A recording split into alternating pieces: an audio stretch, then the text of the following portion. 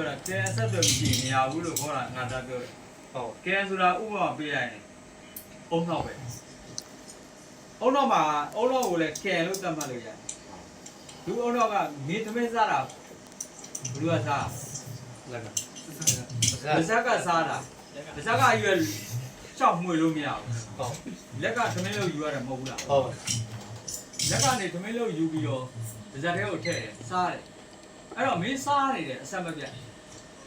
ပြည့်ပြီလို့ဘယ်သူကဆုံးဖြတ်တာအုံနောက်ကဆုံးဖြတ်တာအဲ့တော့ကံပြတ်သွားရင်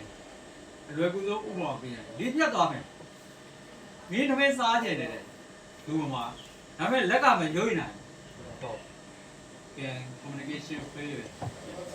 ဘောပေါ် controller area network ဆိုတာဥမင်းဒါနဲ့အုံနောက်နဲ့အုံနောက်ကိုပြောပြီးအုံနောက်ကနေခိုင်းပြကိုခန္ဓာကိုယ်ကလိုက်တော့